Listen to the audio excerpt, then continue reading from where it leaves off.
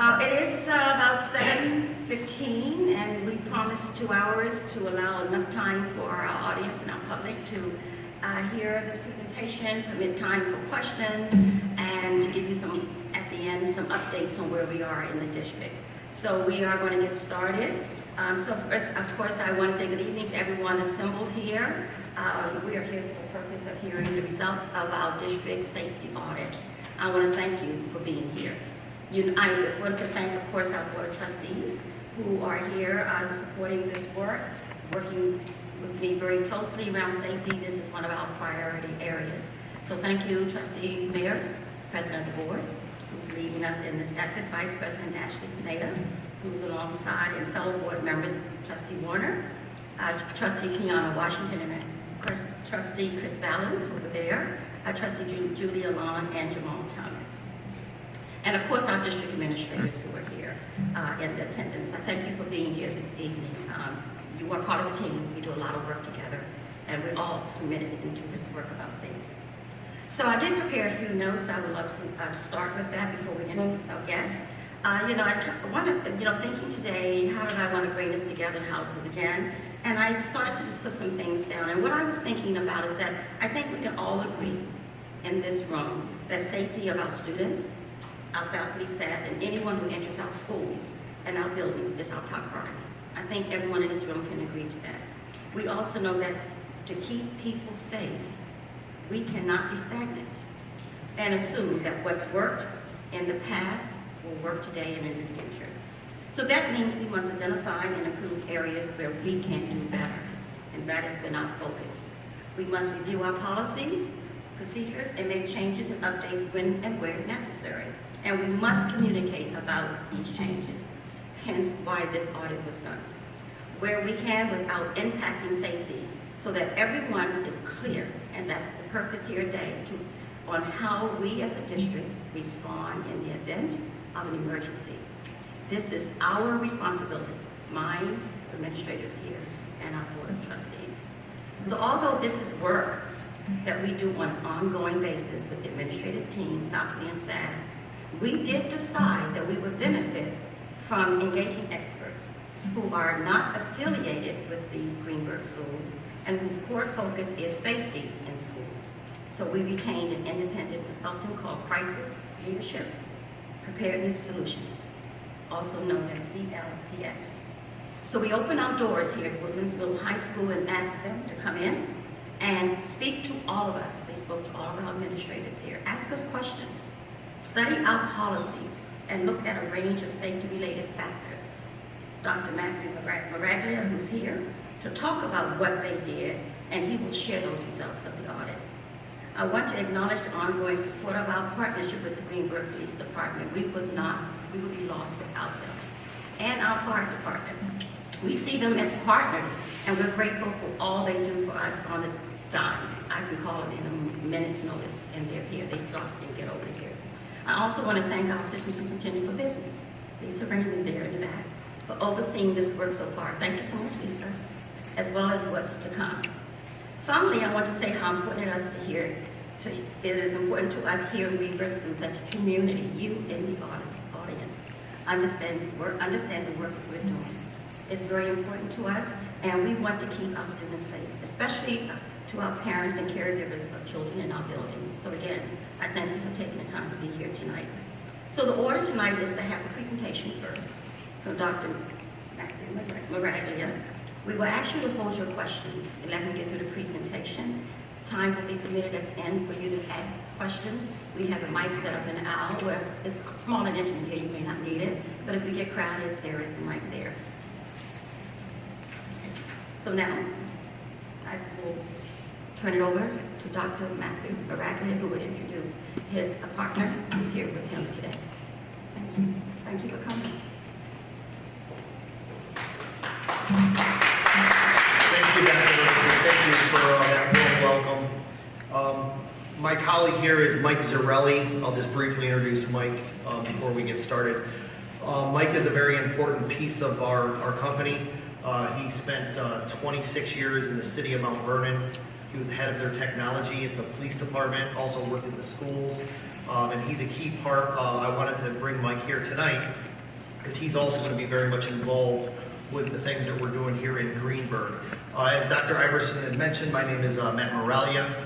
I own this company. We're based out of Fort Lauderdale now, but we started the company back in 2006. In fact, my kids grew up in Harrison, New York, so not too far from here. I'm a Westchester, we're originally from Pittsburgh, but that's where I'm very familiar with Westchester County. I'm looking at this little boy sitting here tonight, and I got to tell you, if you can't see his face, what I like to say is they're worth protecting. Okay, these children. I don't know. What are you, about 12? How am I close? How old are you? 8? Wow. Looks like well, I'll tell you what, whether they're 8, 10, 17, my 17-year-old thinks he's an adult, he's not. They're worth protecting. I know the school administrators here tonight know that because they chose this profession. And, I say to people, when I walk into a school, I honestly look at these little faces and I feel like they're like my own, that I'm responsible to protect them. We can't possibly solve every issue that is occurring. We're realists, we understand that. And sometimes it's like an American culture thing. We want things done quickly, we want it solved, we want to move on to the next thing, because, that's our ideology, right? The issues that we're facing now in American schools and in our youth, and the things that are spilling in from our communities into our schools, are not going to be solved overnight. It's not something we can just put a Band-Aid on and correct it and move on. I think we're in this for the long haul, okay? What that means is there's not an easy fix. There needs to be an effort by everyone collaboratively in the community, in the schools, parents, to work together. And this is not a cliche. It's a long-term process. Unfortunately, I don't know if we're never going to have this. I wish we could. I wish we could just have this beautiful, peaceful world where nothing bad ever happens. But I think we need to deal with the things that are going on, and that's kind of where we come in. We fill that gap. I tell people sometimes I feel like I'm the bearer of bad news. I stand in front of groups, I speak to parents, I speak to boards, I go to conferences, and I feel like it's like, oh my gosh, these are just terrible things that he's talking about. And I'll give you some data tonight. But on the flip side, it's what I'm supposed to do, and it's what you're supposed to do. So there was an incident we're going to reference that happened here at this campus. It caused a lot of concern in the community. It did, rightfully so. We've done a review of that. We've done an audit, and we've taken a look at the Greenburgh School District. And I'm going to share some of that with you tonight. What I'd like to do is move through. That's my background. It's really not that relevant, except I am a researcher, okay? I have a published dissertation. I do publish papers in the security field. I graduated in 2013 with my doctorate degree, so I'm a researcher in this area. I don't get to do as much research as I'd like to, although I did do a nice action research study back in the Montgomery County School District back in 2016. But I'll tell you, the research is a key part of what's going on, because we should be driven by data, and you hear that a lot in academia. We're data-driven, and we're data-driven when it comes to educating our kids and creating curriculum and putting programs into place. We should be data-driven when it comes to safety. Okay? We need to be data-driven when it comes to safety, so we're going to talk about that. And then my background is I was a school resource officer. I actually have a background in law enforcement. I started out in the District of Columbia, did a short stay with the New York City Police, and decided it was better to work in the suburbs. So I came up here. I retired out of the Scarsdale Police, and I was their school resource officer for many years. So that's kind of my background. But more importantly is the father hat I wear, parent hat I wear. Because I, like many of you, send my children to school. One goes to university now, 2 are in high school. And I have to trust them with the administration. I have to trust that the teachers, that the administrators are doing what's appropriate and practical to keep my kids safe. And it's kind of hard for me because I'm tainted. My viewpoint's tainted because I've lived in a world as in law enforcement 21 years in law enforcement, you get to see a lot of negativity. So it kind of slants the way you see things, so I'm overprotective. Like my daughter will tell you, he's ridiculous. Yes, I am ridiculous. But the bottom line is, I speak to you as a parent, okay? And that is really the most important part of this. Every parent in this community deserves to drop their children off, give them their kiss goodbye, and know they're going to be delivered back to them safe at the end of the day. And if your parents in a community can't feel that comfort, then we need to address the issue, okay? So I want you to know that's the framework, that's where I'm coming from tonight, okay? Why do I talk about the 3 Ps? Everything that we're doing here in Greenburgh, working with your administration, the administrative team, the police department, focuses on what we call the 3 Ps. And I just want to give a quick overview so you understand what it is we're doing here as we move forward, okay? The first one is preparedness, okay? Now think of preparedness as these are activities that we're going to take together before an incident happens. This has to do with how we plan for things, how we develop procedures and policy. This is how we do our safety drills. These are all the things that we do to prepare for what we will say is human-caused threats, hazards, and emergencies. They could be accidental, they could be deliberate. There's a multitude of things that can happen to impact safety at a school. So the preparedness phase needs to be addressed because the preparedness phase is really the foundation. Everything else is built on preparedness, okay? So if you don't have adequate plans, policies, procedures, it's almost like, think about a straight line, and there's point A and then there's point B. And you want to get to point B in a straight line. But if your preparedness is off slightly, just a few degrees, you're going to be going further and further and further away from point B. So that's the issue we see mostly when we deal with schools around the country. It's not just here in New York. It's what is their foundation? Or do they have sound policies, procedures? What are they doing? Is it adequate? Once we address that, then we get into the other 2 Ps. The other one is prevention. Now, prevention is where we want to live. This is where we spend a lot of resources. And the data that I'm going to show you tonight is going to indicate and prove to you that prevention is very critical. Prevention is very critical because of what we're seeing going on around the country. But this is early intervention strategies. How do we prevent things such as youth suicides, which are at an all-time high, school shootings, which are an all-time high, bullying, which is at an all-time high. We're seeing things that are at an all-time high.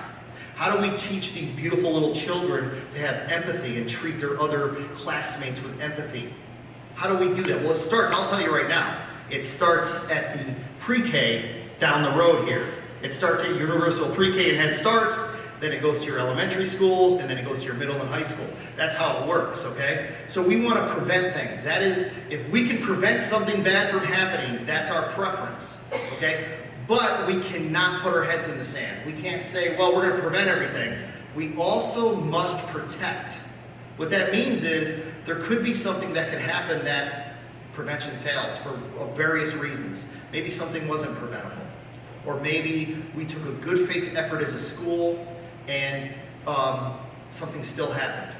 Okay, I don't know if your attorney is here, but she's wonderful. She'll tell you you need to make a good faith effort to do everything reasonable, but that doesn't guarantee anything. Okay, that's all you can do. Okay, so protection really has to do with if prevention fails or something happens. Now, how do we mitigate it? And we all see what happens on the news. We all see these terrible incidents that sometimes occur, and we're shocked by it. It could have been mitigated, but maybe things were not done properly. I'll give you an example. I live in Parkland, Florida, which is a community where we're all familiar with what happened down there in 2018. And it's devastating. I drive past the high school and I see the names of the students, and I go to this place called Parkland Bagels, because it's the closest thing I can get to a New York bagel. That's the first place I go when I come to New York. I go right to a bagel shop. I love the bagels up here in New York. But and I see the parents, though. I see parents of children who were lost. And that community's been devastated. And ironically, that is a community where if you were to say, oh, it could never happen here, well, that's exactly the kind of attitude that kind of community had. Okay, but it didn't, it devastated. So we need to put things in place to protect. Now, sometimes, like for example, take an elementary school. Sometimes there's a little bit of hesitation or a little pushback, like, well, we don't really want to do these drills because we don't want to upset the children.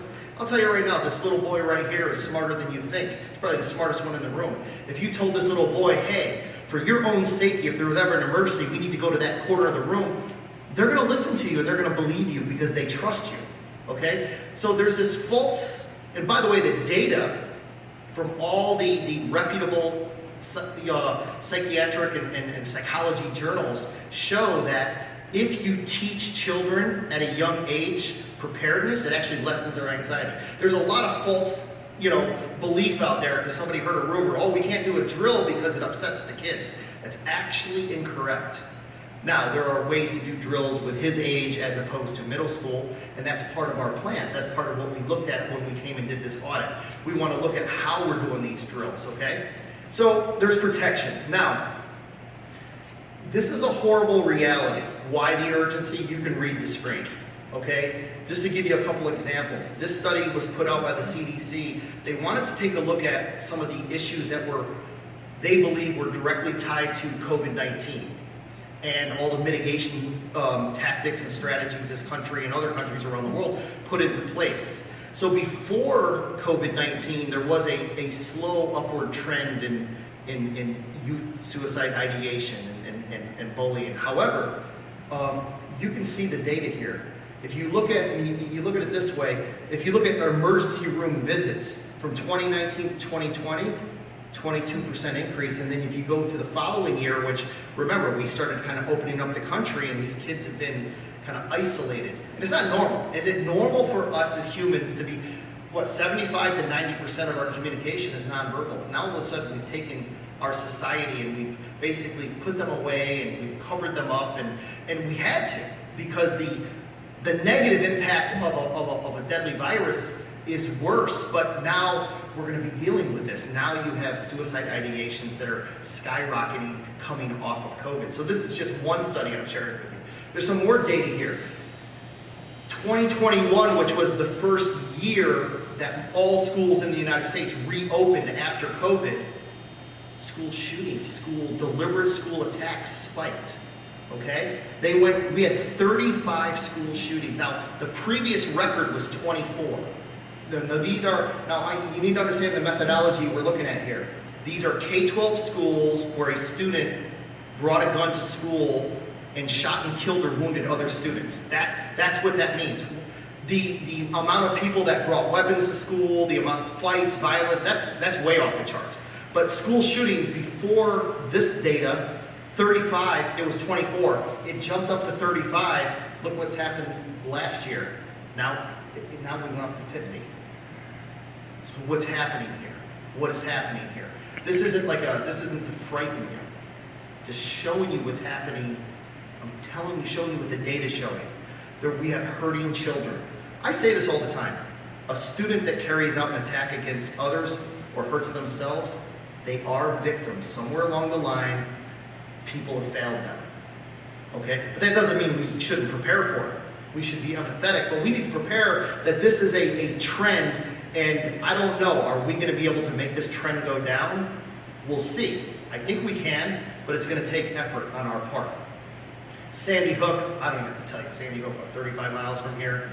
We all remember that day. Okay? They have the Sandy Hook Promise Group. Look at this. 68% of these weapons that are used at schools, they're coming from the home. Okay? I don't want to turn this into like a gun debate, but why are so many kids able to access weapons and bring them to school? These aren't like illegal guns that kids are getting off the streets. They're taking them from their home. Okay, almost 70% of the time. But in almost every documented incident, there were multiple warning signs that were missed. And why were they missed? Well, my belief is schools weren't looking for them because nobody really showed them how to look for them. You don't take an average educator and teach them how to do a threat assessment. That's not in their. That's not part of their curriculum. That's not part of their teaching certificate. okay? But there are things that have been put into place of recent, and when I say recently, probably since 2018, things have really taken an upward trend. It started with Sandy Hook in 2013, but then 2018, those were two major incidents. And we've done a lot in the area of early intervention and threat assessment, which we're going to talk about what we're doing here in this district, okay? And then there's your threat assessment center. So the U.S. Secret Service is what we consider the gold standard of threat assessment. They protect our president and our dignitaries. They did a study after the Marjory Stoneman Douglas attack in 2018. The last time they did a study like this was in 2000, after the 1999 Columbine attack. We all remember that. That happened in Colorado, and it stunned the nation. They couldn't believe that kids would plan such a terrible event at a school. So the Secret Service Threat Assessment Center did a study called the Safe School Initiative Study, and they studied the indicators. They wanted to find out, why are these kids doing this? Well, I guess the incident that happened in Marjory Stoneman Douglas was severe enough where they thought, let's do another study.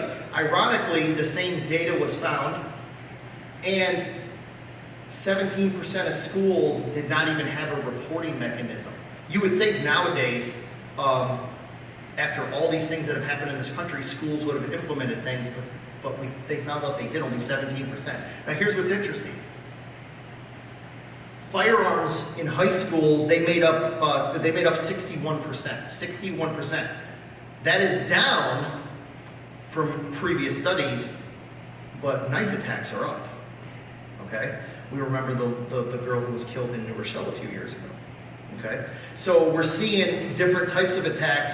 Obviously, high school, middle school are your highest numbers, but it starts young, where we teach these beautiful little 8-year-olds how to treat each other. It spills over to middle high school. Okay, so this is data that is out there. Again, I'm not gonna PowerPoint you to death with data because it's not important. So let's talk about something here.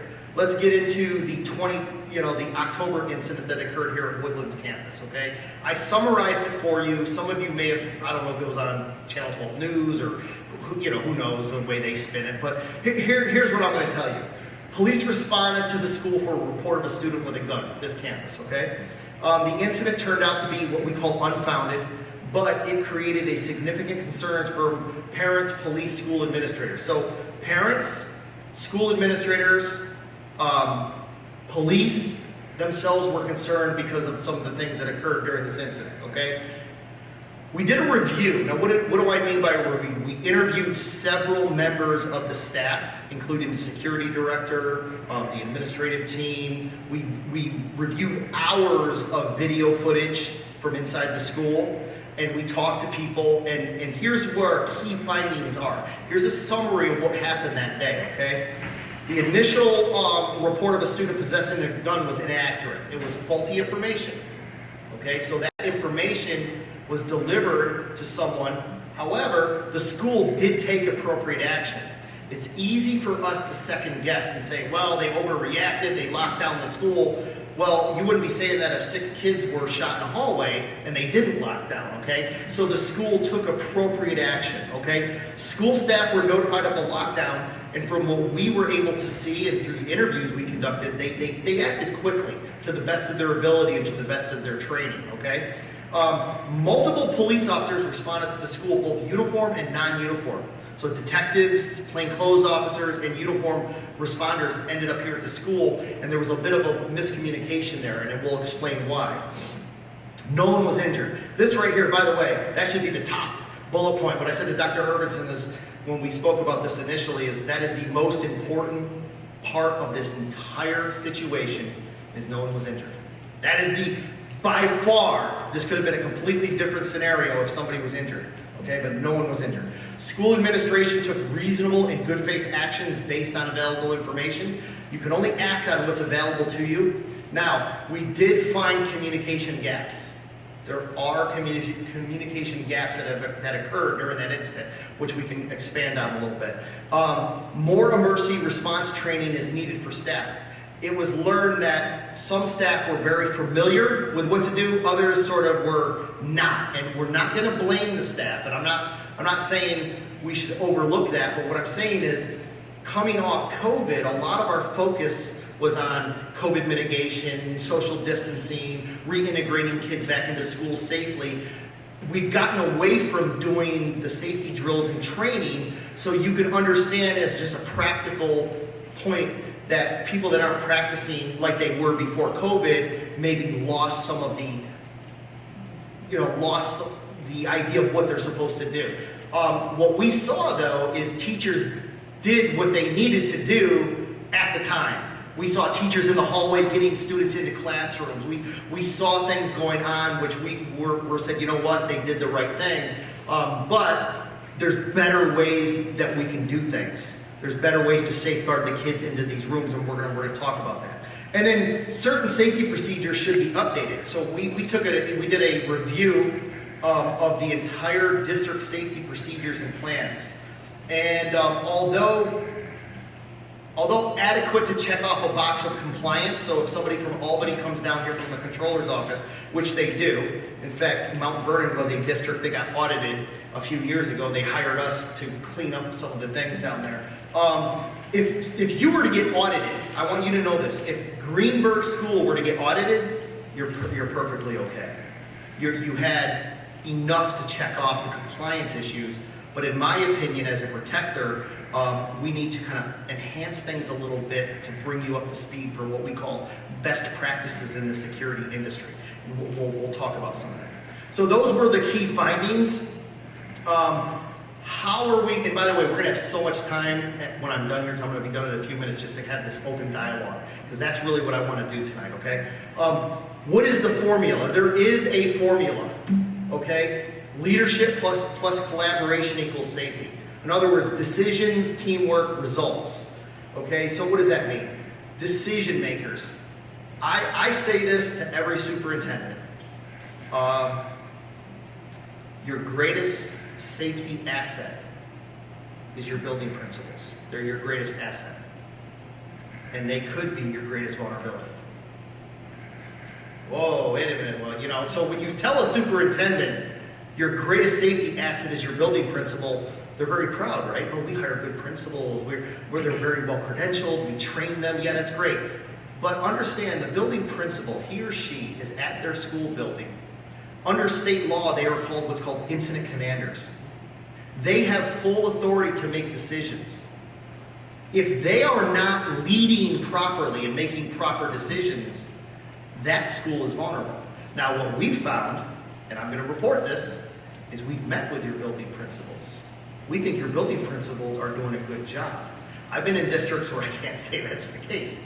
Districts in this area, you'd be surprised, okay? But as far as Greenburgh goes, the principals that we've met with and interacted with, they're doing the right thing.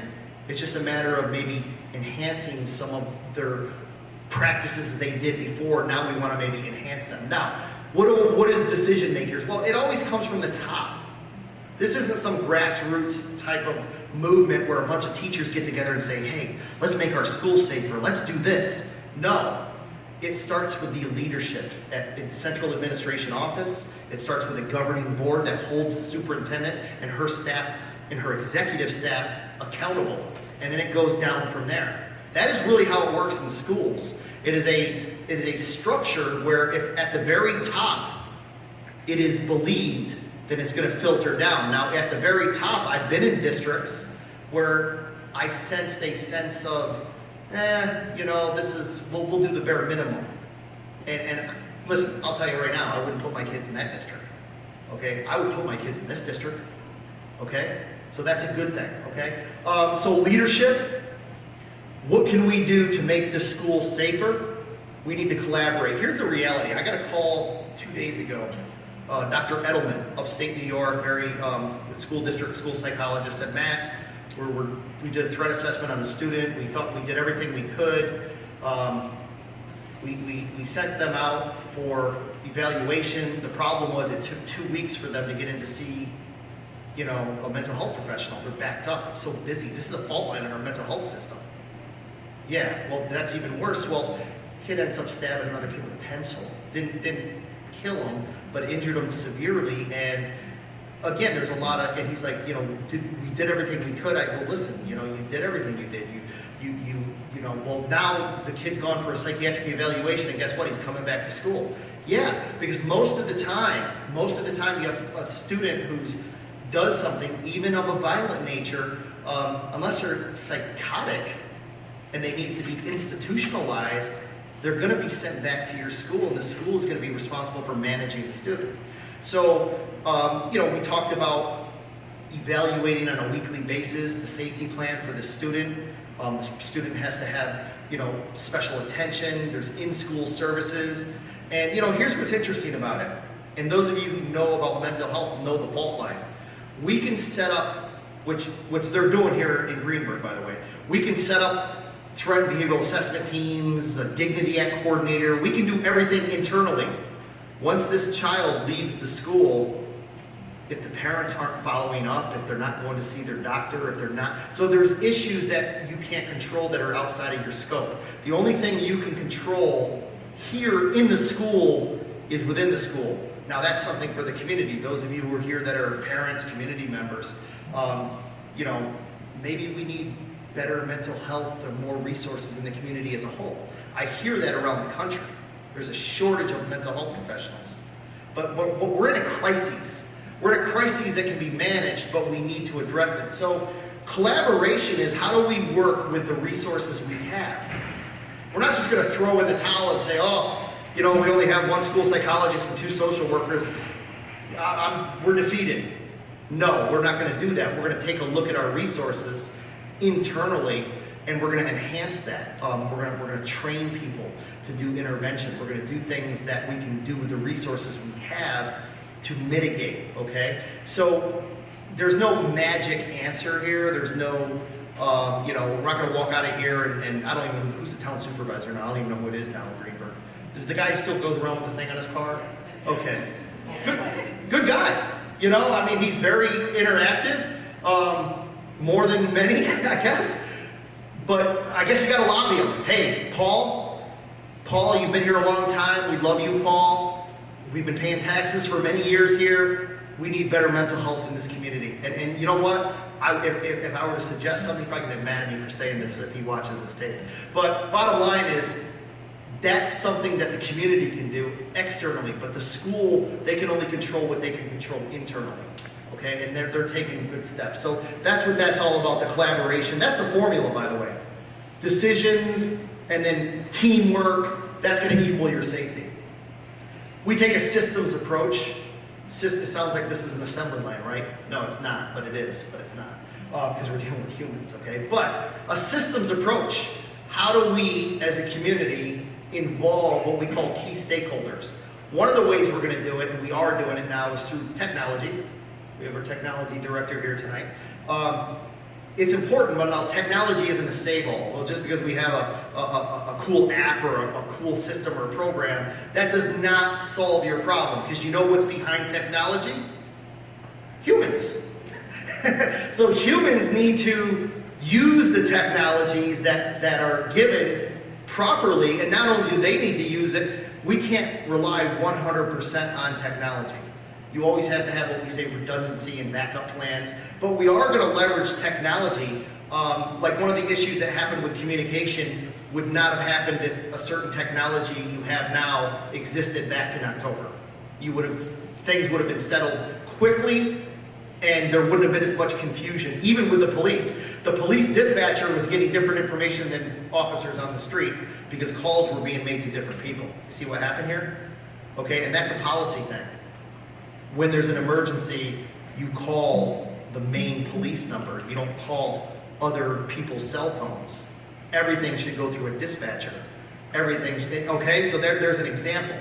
There's an example where so you had officers show up here on that day, and they didn't know what was going on because some people got calls, others didn't. Then the dispatcher put information out over the radio. The next thing you know, you got parents getting calls from their children. Okay? Which, by the way, I'm going to let you know right now, hands down, every time there's an incident, if they have access to their cell phone, they're going to text mommy and daddy. My kid did it the other day. My wife's like, go pick them up. What's going on at their school? They had an issue where they locked out, where they had like an incident going on in the community, and my son, which I told him never do this again, you're giving your mother a heart attack, he texted mommy and said, hey mom, we're in lockout, I'm gonna be late, like, because my wife was driving him to his football thing. So, of course, my wife calls me, what's going on with the school? I go, it's a lockout, not a lockdown. That means they're doing the right thing, don't worry, everything's fine. But there's an example. There's an example where if you're a parent, and by the way, the school tells you as a parent, please don't come to the school, we will handle it. We all know parents are going to want to protect their children. So we need to be prepared that parents are going to come to the school, even though we urge parents not to. What I say to parents is this. Build that relationship with the school so that you trust them enough that they're going to safeguard your child and you will be notified. And what I say to principals is, don't let the loudest parent at the PTA meeting who's screaming and yelling control what you do. You do what's best for all the kids, and you tell that person, we are going to let you know as soon as would you rather me, it's like, I'll give you, the best example I'll give you is when my kids were little. I used to have anxiety going into the city with my wife or something, like leaving them with a babysitter, because none of our family lived in this area, so we had to hire. And I used to say to the babysitter, okay, they probably thought I was a crazy man. Here's on the refrigerator, 911, here's the police, here's my cell, here's my wife's cell. And I would say, listen to me on this. If there is an incident that happens, you're not in trouble, don't call me. Don't call me or my wife. If there's an emergency, I want you to call 911 and get the help here. You call me later. Because you get a young, 16-year-old girl or something that's babysitting, she panics. I had a babysitter call her mom one night because one of our kids was having a fit in his crib. Okay? Bottom line is, the same thing applies. You want the school to do what's appropriate at the time at the school to protect the kids. You as a parent will be notified. You will be notified when it's appropriate. So if you get a call from your kid, I know it's hard, try not to over panic. It's kind of hard because I'm a parent. You have that feeling that goes through your gut. Like, imagine being a parent in a parking lot at a school where police are actually on the scene, where it's actually being reported that there is a shooting and there are fatalities, and you haven't seen your son or daughter yet. Imagine that anxiety, okay? But I don't want, it's easier said than done, but you need to trust that the school is going to do what's required to safeguard your child to the best of their ability, okay? It's going to be more helpful to the school if you can give them that trust. And part of what we're going to be doing is setting up like staging areas for parents if we have to come and you have to. One of the fault lines we're seeing around the country is schools are clueless on how to reunite kids with parents. There's no organized.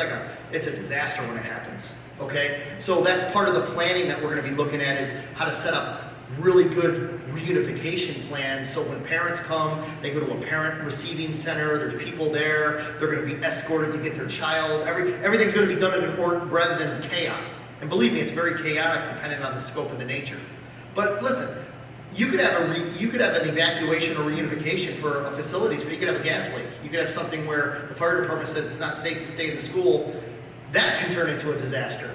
So we're going to organize that for your district. Each of your school buildings will have specific plans that will be shared with the parents. On the flip side, we want the parents, any parents that are here or watching, we want you to make sure that your emergency contact cards are updated. Please provide the school with the proper information because that's helpful for the school as part of their reunification planning, okay? So I kind of went around in a circle there. Think of it as a community affair when it comes to protecting schools.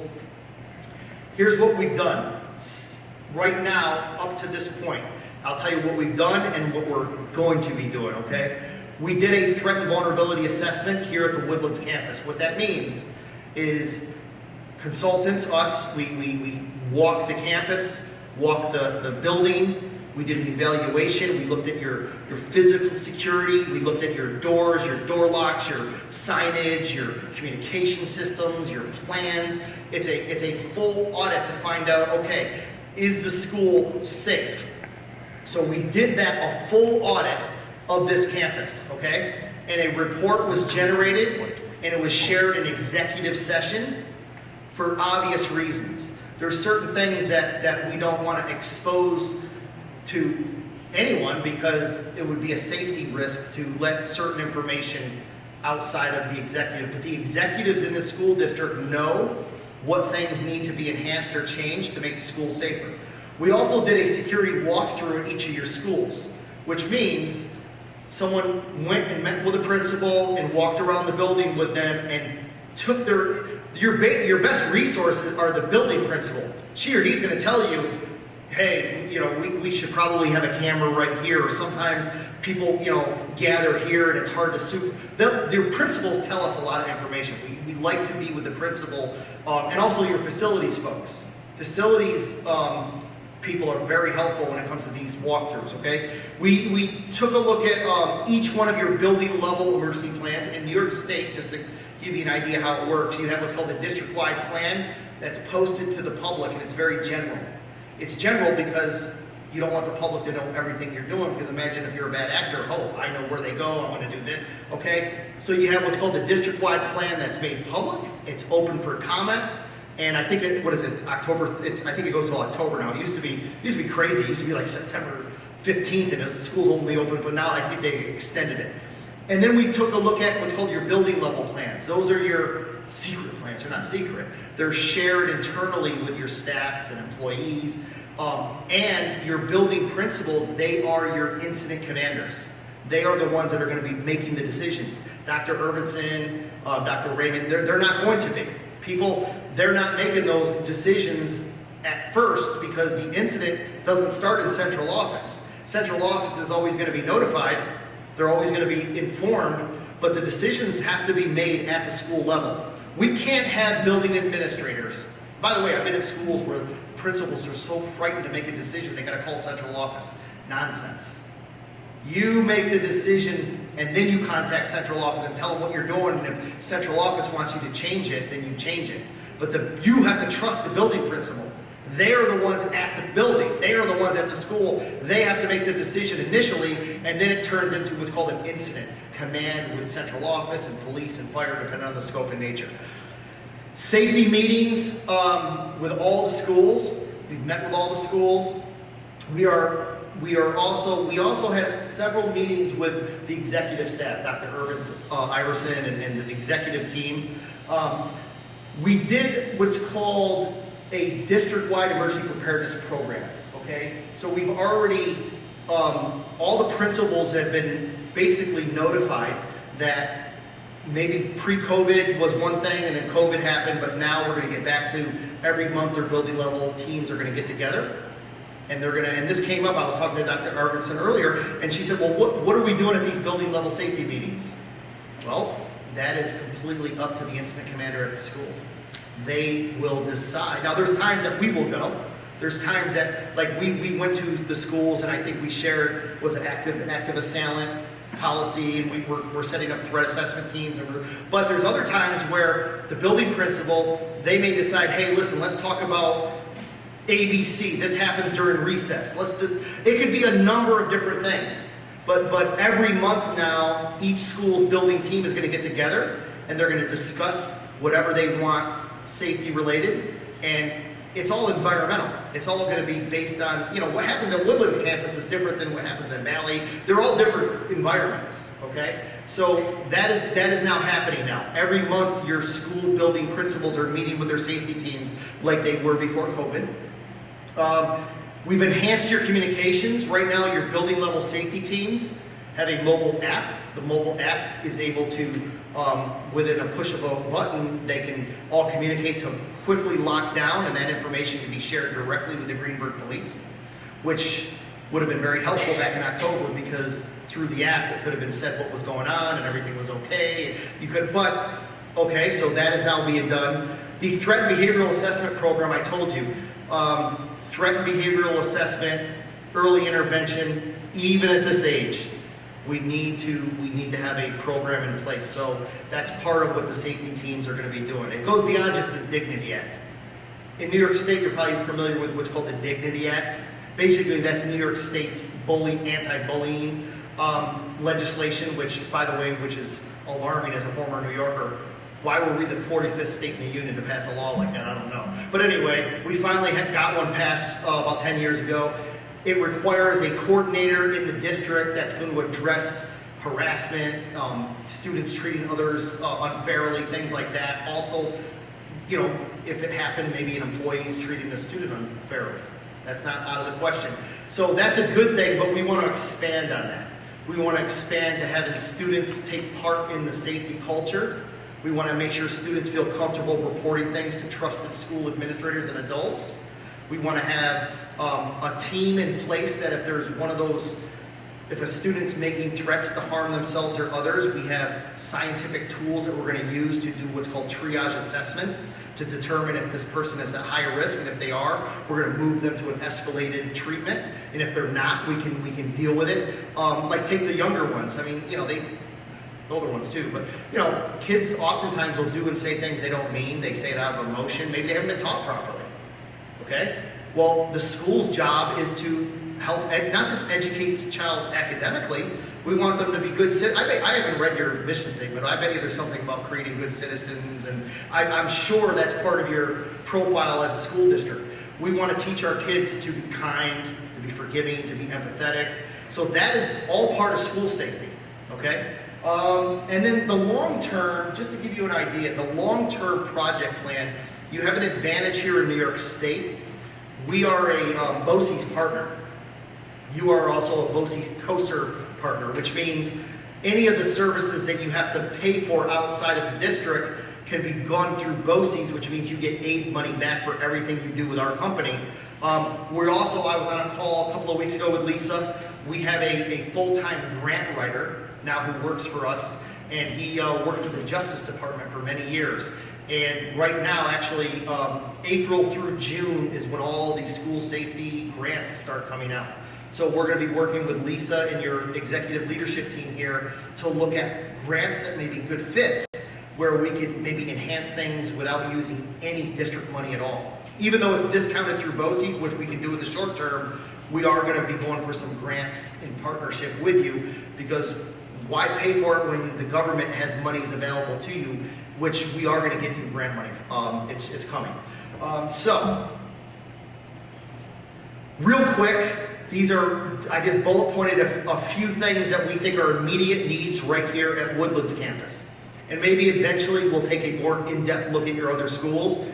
We want to make sure we have trauma kits, not first aid kits, trauma kits. We need trauma kits that have stop the bleed dressings, tourniquets, things in them that if there was an injury of any kind, that we want to make sure that your teachers have access to these, to this equipment that they can save a life.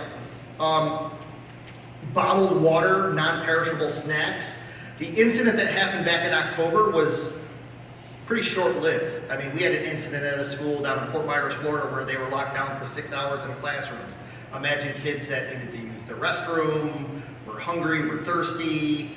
Luckily, because of our app, they were able to communicate and they were told everything was under control. Deputies are coming door to door. But it turned into a longer process because they couldn't find the person with the gun. And there was a person with a gun. This kid, remember I showed you that statistic, 68%? Kid brought a 9mm handgun to school. He wasn't planning to shoot anyone. He thought it would be cool to show his friends his older brother's gun.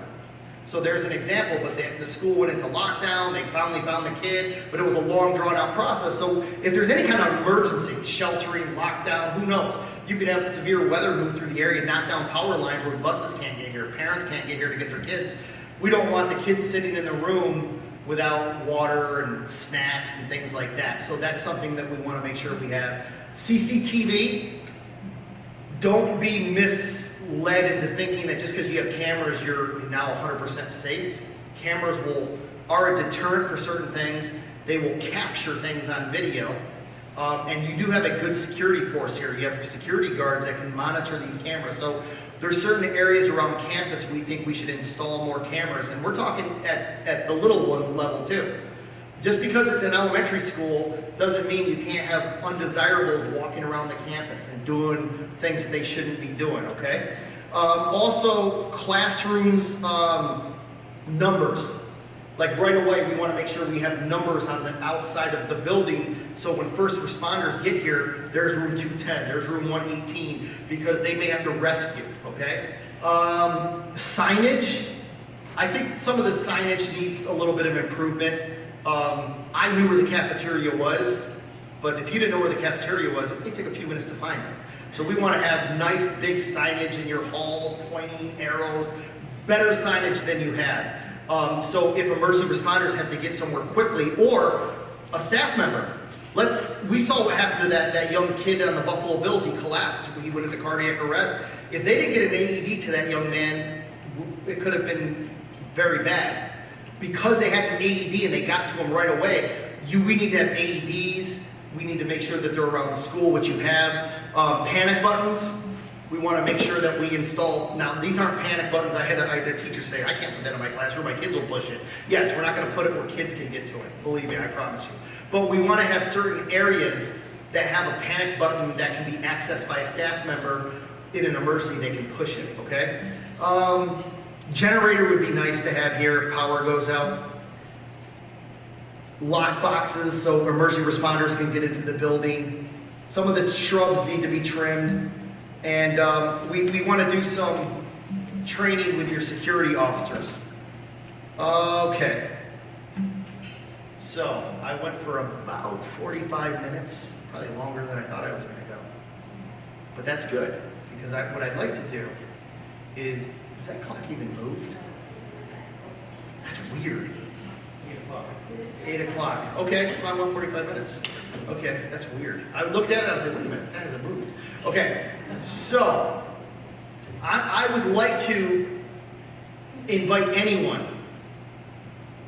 Keep it in mind we have children here. I am keeping that in mind. Although I'm trying to say things in a certain way, certain things had to be said, but just keep that in mind. We do have children here. Please, if you have any kind of concern, any kind of question, this is it. We're here at a town hall. We're amongst friends. We're not here to throw anyone under the bus per se. We're here to kind of discuss things. And what we think is very important is to hear community feedback, because I know from being a parent, I don't want the school just making all kinds of decisions for my kids. But we do have governing board members here that speak for the community. And by the way, I can tell from being at the board meeting, this board holds people accountable. There's no doubt about it. So let's talk about this. I'm going to open it up. There's a microphone there if you want. Please, if you would, you could just state who you are. I'm so-and-so, I'm a mom, I'm a dad, I'm a teacher, I'm a this, I'm a that. Here's my question, here's my concern. I will do my best without disclosing sensitive information to answer any of your questions. And if you want to put any of your school administrators on the spot, they're here as well. Here we go, we have a gentleman. You coming up to ask a question? Oh, no. Sorry.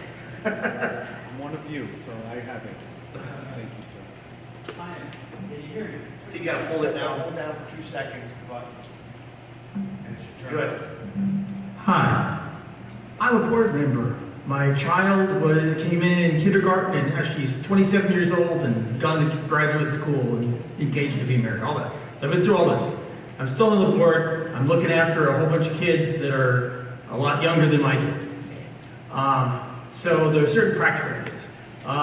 If we put water and snacks in the schools, how do we keep the rodents from getting to them? So let's talk about that. So what we suggest is you go to the Container Store or Home Depot, you buy like one of those little bins, and you put them inside the classrooms, and you keep them there. And while school is active, you don't really have to worry about the rodents, but we get towards the end of the school year and we haven't had an emergency where we've had to access the snacks. Well, teachers can be the kids' best friends and start handing out those snacks and drinks towards the end of the school year, so we use them up and then we replenish it for the next year. Good.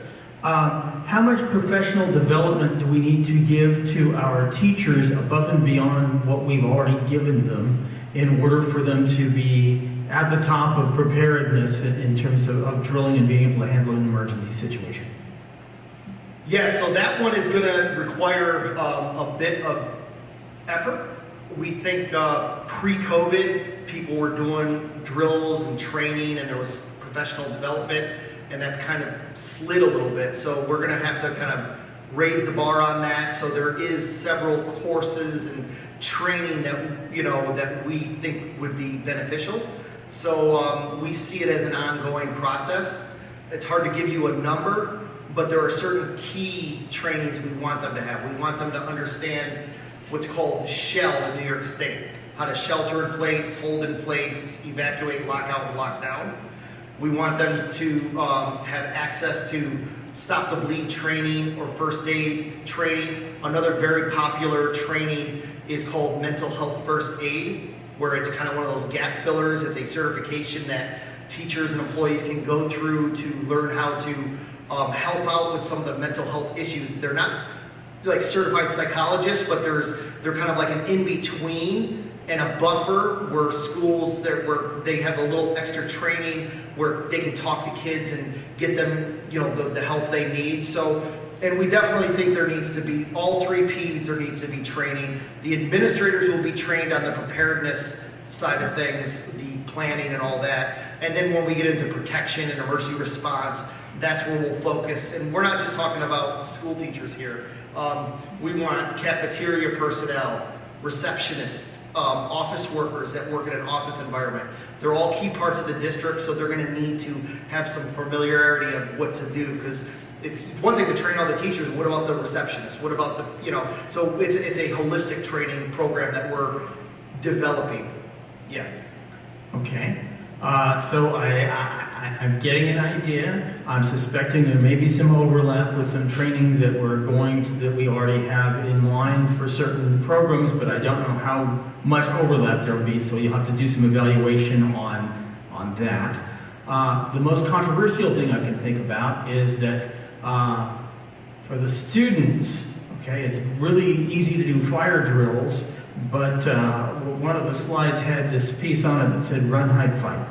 Okay, and that's instantly going to bring to my mind, my God, you're going to scare the kids to death. So how do you deal with that aspect of things without scaring everyone to death, and what exactly do you need to do? Great question. We have very specific grade level training that's appropriate for K through 3rd, 4th through 6th, middle high school.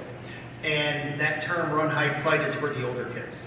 The younger kids, they are going to be completely reliant upon the instruction of the classroom teacher at the time. Where it's a little different with the middle and high school kids, we train them, if you're on your own and you're outside and there's a lockdown, we want you to go to this location and contact. So that was maybe on that slide, but understand, in fact, we did share the active assailant policy with your building principals, and if you don't have a copy, I'll resend it to you. Very grade specific, based on best practices. So that's a good question. And by the way, it's very important because you may have had an officer from the Greenburgh police or state police or somebody come in here and tell you, they may have taught you a certain way. What we're giving you is accurate best practices. I'm not throwing the police under the bus, but sometimes they have a one-size-fits-all. It doesn't work that way when